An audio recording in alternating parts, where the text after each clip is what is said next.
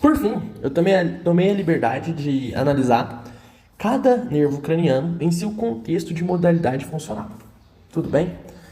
Para isso, a gente precisa então dar uma analisada no que são os nervos cranianos.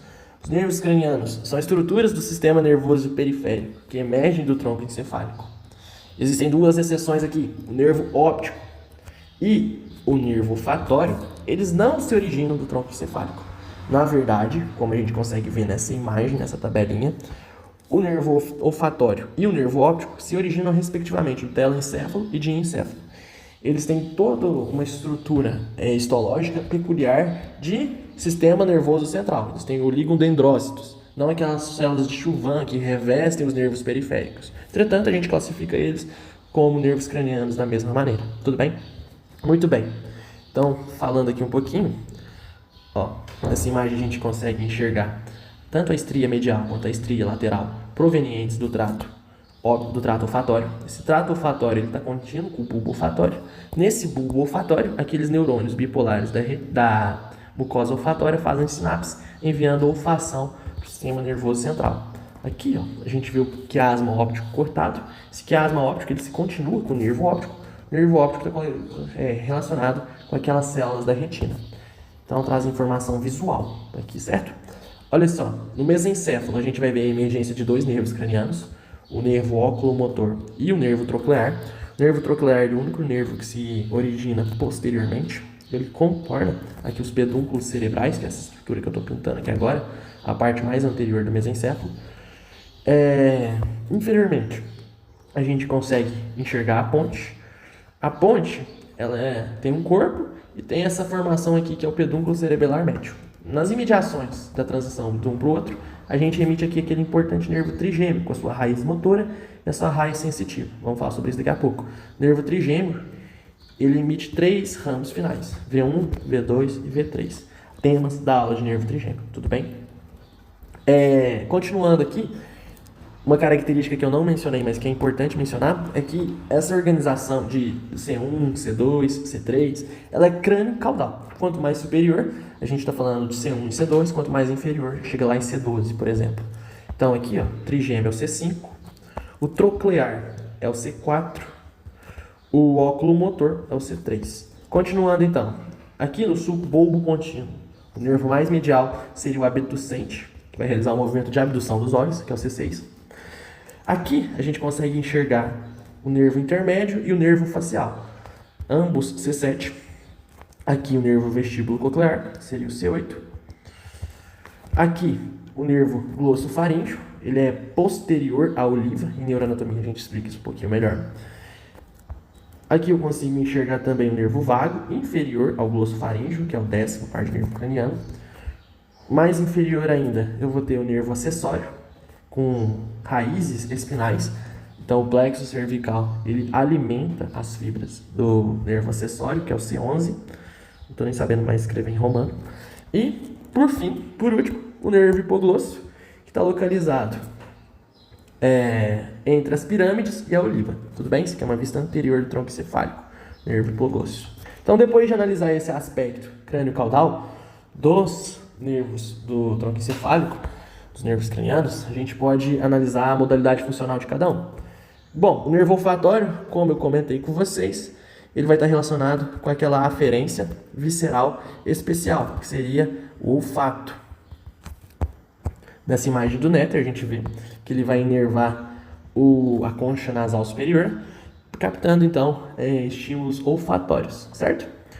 Bom, segundo par de nervo craniano, o nervo óptico, diferentemente aqui, a gente vê que ele é somático, especial, certo? Está relacionado com o sentido especial da visão, um aferente, somático especial. A retina, ela vai estar localizada aqui no fundo do olho. A partir dela vai sair fibras aferentes que vão se comunicar lá com o corpo geniculado lateral, que é uma estrutura do tálamo, para depois se projetar para o córtex visual, que é aquele que está nas imediações do sulco calcarino, certo? Bom, o nervo oculomotor. O nervo oculomotor é importante porque, além de movimentar os músculos extrínsecos do olho, ele vai ser um nervo parasimpático. Como assim parasimpático? Deixa eu te mostrar. Para isso, a gente já vai falar então de troclear, abducente, apesar de ter aulas sobre eles, vamos dar uma explanadinha muito rápida sobre eles. Aqui, ó, eu vou ter os músculos extrínsecos do olho, que vão atuar sobre o bulbo do olho, sobre a esclera, fazendo a movimentação dessa estrutura ocular, certo? Aqui a gente vê que está em vermelho. O Netter ele não fez distinção nessa imagem quanto às modalidades funcionais. Ele fez distinção apenas se é aferente, representado em azul, ó, aferente somático especial, no caso da visão, e aferente visceral especial, no caso da olfação. Mas é importante a gente distinguir aqui uma coisa.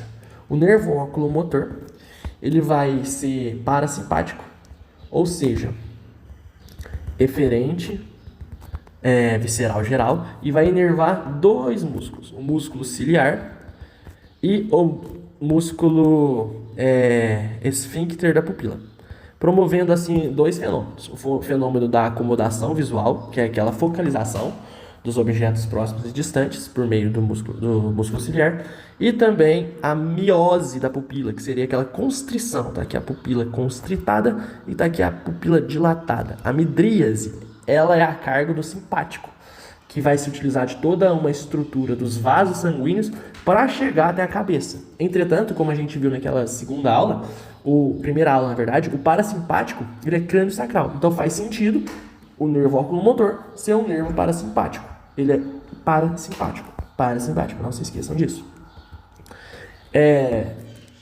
O núcleo relacionado com essa atividade parasimpática, o núcleo acessório do oculomotor, seria o núcleo de Edinger-Westphal.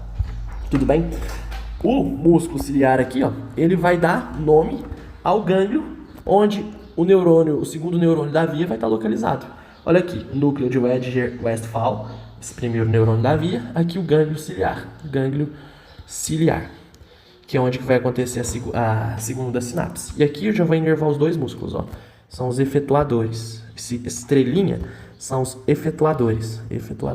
Quem que são esses efetuadores? O músculo ciliar e o músculo esfíncter da pupila, certo? Como eu estava comentando, agora em relação à sua eferência somática geral, que é a inervação dos músculos estriados esqueléticos que não se originaram dos arcos faríngeos, a gente vai ver que ele inerva alguns músculos bastante peculiares, como o oblíquo inferior, o reto medial, o reto superior, o reto inferior.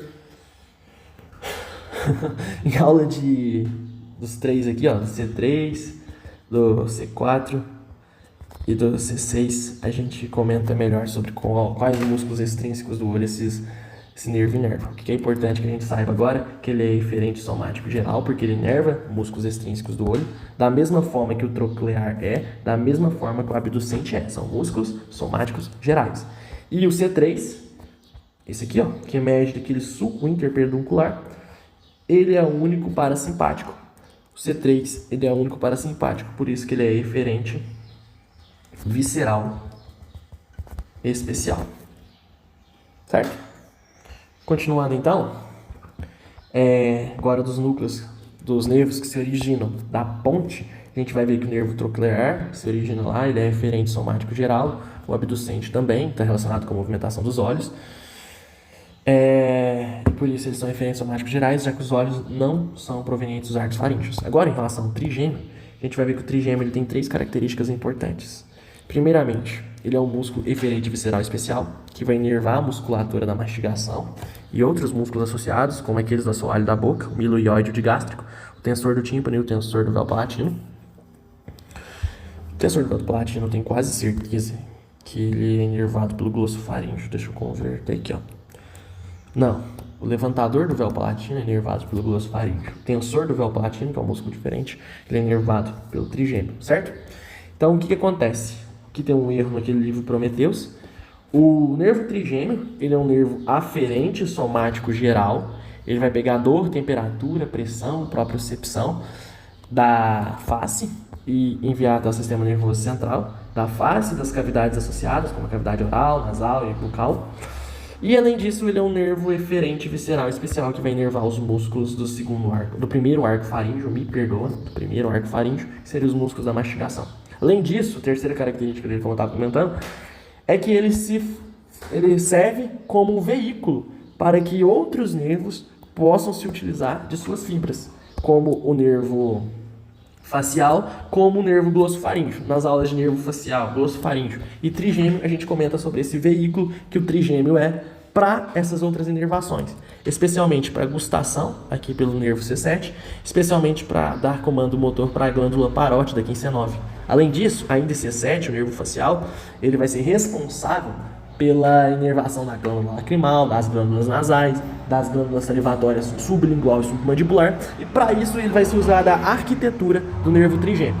Por meio de quem? Por meio de um tal de nervo lacrimal, por meio de um tal de nervo lingual. E o glossofaríngeo, por meio de um tal de nervo auriculotemporal, também se utiliza dessa arquitetura, temas das aulas respectivas, certo? Muito bem, continuando então. Agora falando sobre o nervo facial, esse nervo é muito importante. Ele vai inervar o segundo arco faríngeo, que seriam os músculos da mímica. Além disso, ele inerva o ventre posterior digástrico, o músculo estapédio e o músculo estiloióide. Ele aqui, ó. O nervo facial, inervando os músculos da mímica. Além disso, cara, o que é importante nessa imagem que a gente está vendo aqui? Vermelho é motor. Bom, o nervo facial, como a gente pode ver aqui, ó, ele é um nervo eferente visceral geral parasimpático. Ele vai dar comando às glândulas nasais, à glândula lacrimal, à glândula sublingual e submandibular. Como? Cara, se utilizando daquela arquitetura do trigêmeo, e principalmente valendo-se do seu segundo neurônio da via, que vai estar relacionado tanto com o gânglio pitérico-palatino quanto com o gânglio submandibular. Submandibular, pitérico-palatino. O gânglio pitérico-palatino está mais ou menos aqui, ó, lá na fossa pitérico-palatina, certo? Então, a modalidade funcional do nervo facial é eferente visceral especial por inervar os músculos da mímica, que se originaram do segundo arco faríngeo. Ele é eferente visceral geral parasimpático, que dá comando para o choro, para a secreção de saliva.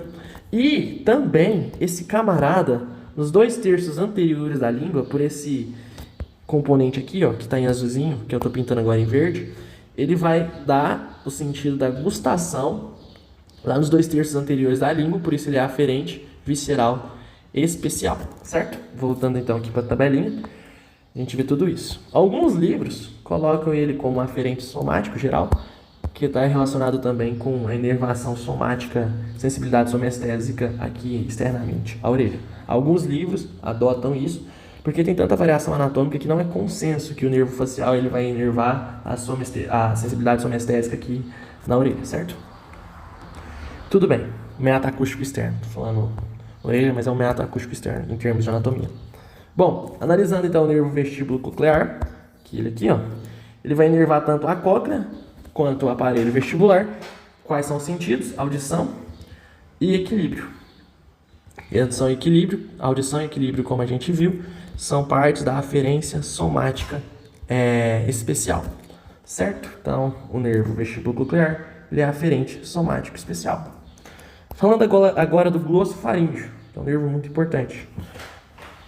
O nervo glossofaríngeo, ele vai inervar o terceiro arco faríngeo, por isso ele é eferente visceral especial. O único músculo lá no terceiro arco faríngeo é o estilofaríngeo. Além disso, ele é um nervo relacionado com a gustação.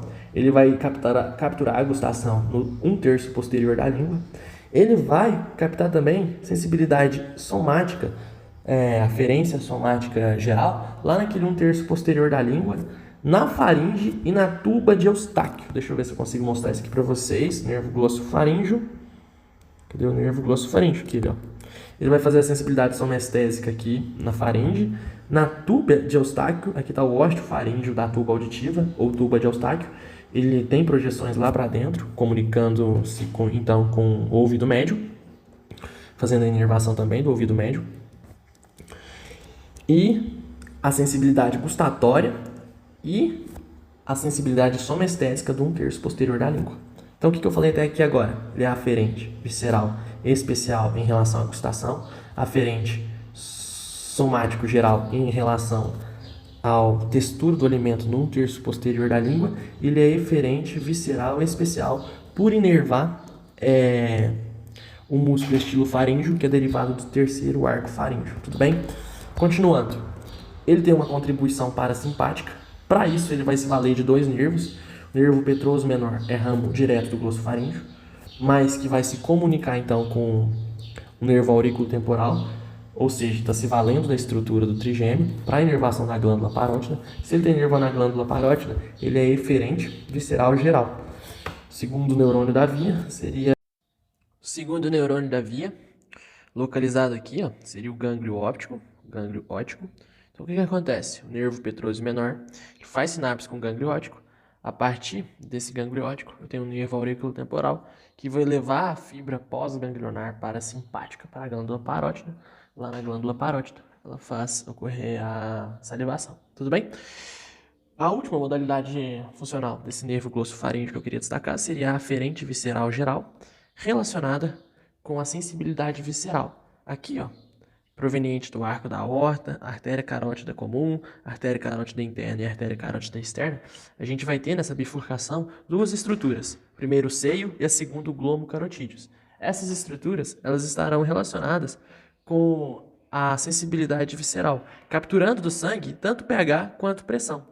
E essas informações serão levadas por meio desse nervo glossofaríngeo para o sistema nervoso central interpretar e tomar as providências que seriam necessárias. Tudo bem?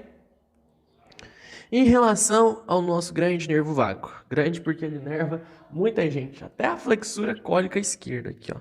Flexura cólica direita, flexura cólica esquerda, intestino grosso descendente, né? Sigmoide, reto, ânus. Então, até aqui, ó, na flexura cólica esquerda, onde eu havia desenhado, esse nervo vago vai estar atuando como um carinha que vai capturar estímulos aferentes viscerais ou dar comando motor parasimpático. Então, vamos conversar sobre o nervo vago. O nervo vago, ele vai inervar estruturas do quarto e sexto arco faríngeo, que seria os músculos esfíncteres da faringe, bem como os músculos da fonação lá na laringe, por meio do nervo laríngeo superior e nervo laríngeo recorrente, que a gente vai conversar sobre eles. Então, ele é um nervo eferente visceral especial.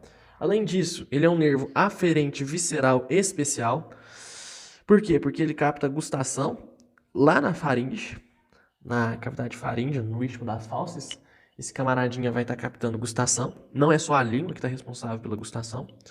Além disso, ele é um eferente visceral parasimpático, ou seja, eferente visceral especial. Em termos de cabeça e pescoço, na região cervical, a gente não vai ver essa função parasimpática. Ela é uma função que está relacionada com o tórax e com o abdômen na anatomia segmentar. Então, a gente não estuda ela com tanta intensidade aqui em Anatom. Continuando. Ainda em tórax e cavidade abdominal, ele vai ser o principal nervo aferente visceral geral. Entretanto, aqui em cabeça e pescoço, nessa anatomia regional, a gente não vai estudar tanto ele. E ele é um aferente somático geral. Tudo bem? Bom, aqui a gente consegue enxergar essa função do vago, essa função sensitiva ou aferente. Aqui, como eu estava comentando, o meato acústico externo, em alguns livros, ele é inervado pelo vago e não pelo facial, como eu tinha falado aqui. Tudo bem, Néter adota essa característica. Enquanto que o Prometheus, ele considera que é o facial que inerva o meato acústico externo. Tudo bem? Ele vai fazer a captação, então, de estímulos viscerais, tanto na cavidade torácica, quanto no mediastino, quanto nas pleuras, quanto no intestino, certo? Trato gastrointestinal. Esse cara vai mandar comando efetuador para o coração, para o complexo estimulante cardíaco, para os brônquios, para a traqueia, fazendo broncodilatação, broncoconstrição. Aqui nos brônquios, a adrenalina, quem que vai causar broncodilatação? O parasimpático, ele vai causar broncoconstrição. Vai intensificar a motilidade gástrica por meio do parasimpático, motilidade aqui no intestino delgado, no colo ascendente. Então, ele é multifuncional, o nervo vago. Mas em termos de cabeça e pescoço, que é o que a gente está estudando, a gente vai ver que ele vai inervar os músculos da fonação, que são aqueles músculos relacionados com a laringe, e os músculos do reflexo da deglutição, que são os músculos constritores da faringe, que são relaxados quando o bolo alimentar atinge o palato mole, certo? E além disso, ele é aferente visceral especial relacionado à gustação na faringe. Essas três outras funções a gente estuda melhor em Anato 2. Continuando, para encerrar aqui essa sobre as modalidades funcionais dos nervos cranianos, a gente vai ver o nervo acessório, que é um eferente somático geral, vai inervar dois importantes músculos, que seriam o músculo externo cleidomastoide, que se origina no processo mastoide aqui no osso temporal e se insere lá na externo cleidomastoide. Se insere tanto no externo quanto na clavícula, no seu terço medial. E além disso, o nosso excelentíssimo músculo trapézio, que também é inervado por esse nervo, o nervo acessório. Aqui, ó, eu não consegui encontrar qual músculo que é derivado do quinto arco faríngeo, já que ele regride, mas o Prometheus quis colocá-lo aqui, por isso deixei um pontinho de interrogação. Como eu estava comentando aqui no vago, o seu aspecto aferente somático geral seria esse que realiza a inervação do meato acústico externo, ó. Diferente do que o nosso amigo Prometheus coloca, certo? E por fim, o último nervo é um eferente somático geral, está relacionado com a inervação de toda a musculatura intrínseca e extrínseca da língua, que seria o nervo hipoglosso, o 12º par de nervo craniano, certo? Beleza, galera. As próximas aulas elas vão ser específicas para cada nervo, não esse aspecto geral mais. Abração.